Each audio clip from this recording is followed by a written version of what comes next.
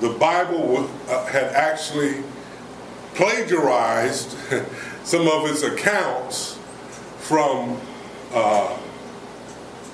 Mesopotamian epics, like the Epic of Gilgamesh, who gave an account of the flood, and different things from Babylonia.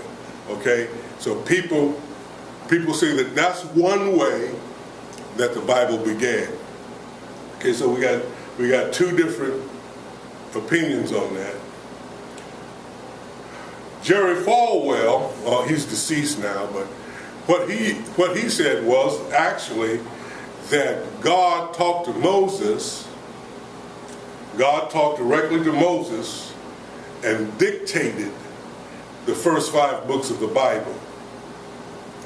And Moses was like a secretary, just writing down the words that were spoken. Okay. Now, but I've got problems with Moses writing the first 5 books of the Bible. Okay? I've got problems with that. Can anyone in here think of a problem that may exist with Moses writing the first 5 books of the Bible? Maybe he wasn't here then. I mean, yeah. Maybe he wasn't there when the first 5 books was. Well, he wasn't there doing Genesis. That's right. Right. So, you know, yeah. and I'm sure he didn't know that much about his birth. You know what happened to him up. You know, he wasn't in his little crib. Goo goo gaga. That's what I'm trying to say, man. That you know, whatever. Okay, but here's the kicker. Here's the kicker. Okay, because let me go to the Word. Okay, we're going to go to the Bible. Okay, because I kind of want you to see it for yourself, and then you tell me, because I'm skipping over a whole lot. We're going to get right there. Okay, to Deuteronomy 34 and 7. Deuteronomy 34 and 7. Hopefully we got some more comfortable chairs on the way, Shay. It's not the chair. No, it's not the chair. Y'all really 34 and pray 7. for her when we get to it. Okay. 34 and 7.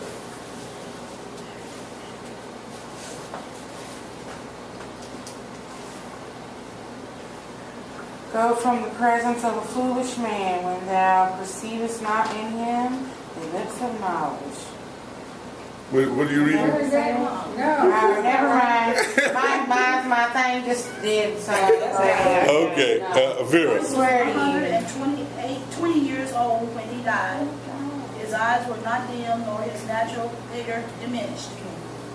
Okay. You think Moses wrote that? I don't think Moses wrote about his own death. I don't think Moses came back from the dead and said he, you know, and then he would say he would say I.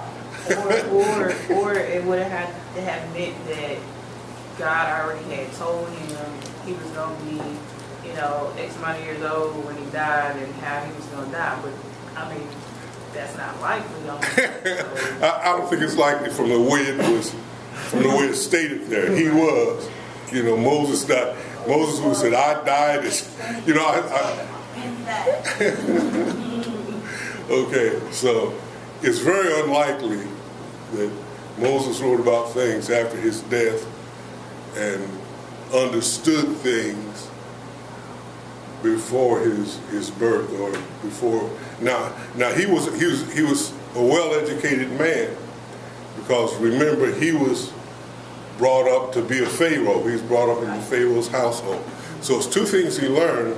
He learned the language of the Egyptians, and by his mother bringing him up, he also learned the language of the Hebrews.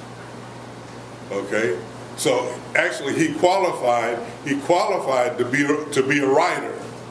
Okay, Now, if I came to you and said, "Hey, listen, God inspired me to write a book that's going to be incorporated in the Bible," you know, what's it going to take to convince you that that's true? What would it take to convince you? I don't know, it might not take a whole lot, but Joseph Smith did it, and we have a whole religion based on Mormonism, because he said God and he was the last prophets, and so it must not take a whole lot of convincing of people, because I mean we got hundreds of thousands of Mormons, so I mean he did it. What kind of story did he come up with, though? He said he was in the woods.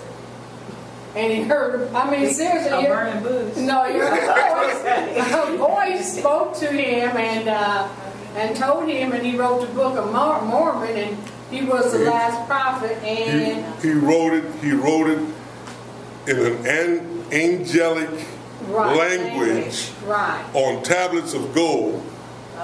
That's his story, and he stuck with it. And when was Maybe that's what he believed. And, excuse me, what's the angelic tablet look like?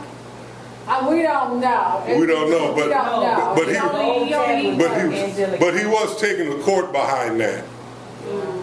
He was taking the court behind that, When was it? and they discovered Joseph Smith, this is back in the 1800s when Mormons came about. he was taking the court, and they found out that his tablets of gold were actually 10. Well, maybe in his reality they were gold. I'm just saying, people have different realities. Well, you know, hopefully we can walk in the same reality, you know, because if, you know, when people start walking in their own reality, then, you know, it's really called delusional. Yeah, but you asked what would it take, but our whole religion, our whole doctrine is based upon this man, what he said. I'm saying, what would it take for you, More than not that. for them? More than that. For you, what would it take? I need you to take me to these woods and show me what exactly. I need it to happen for me to be like, okay. You need for that incident to reoccur. But then when I say that, it's like I think about, well, I believe what's in the Bible, and I wasn't there, so you know what I'm saying? But why would you believe the Bible? Why? That's what we're taught to That's believe. right, because that's what you're taught to believe. Now remember back what we were saying earlier? Well, no. I'm About saying CSI, no. I'm saying the simple. One translation is the simple believe everything they're told, but the wise person investigates. You know, and if we're going to build our lives on something, and if we're going to, you know, put our blood, sweat, and tears into something, we really need to understand it, and we really need to investigate it. And that's where I get in trouble, because pastors don't like that. They like to say, if I tell you put your shoes on backwards, you put your shoes on backwards. You know, whether they put theirs on backwards or not.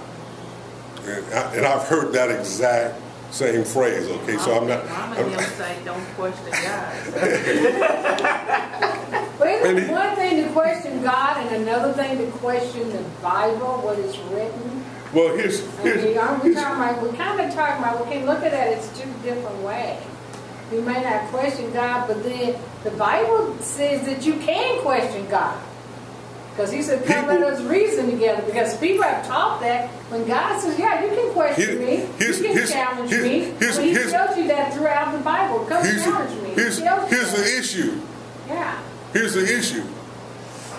The reality is they don't want you to ask them questions. Well, because God doesn't care. I mean, he tells you.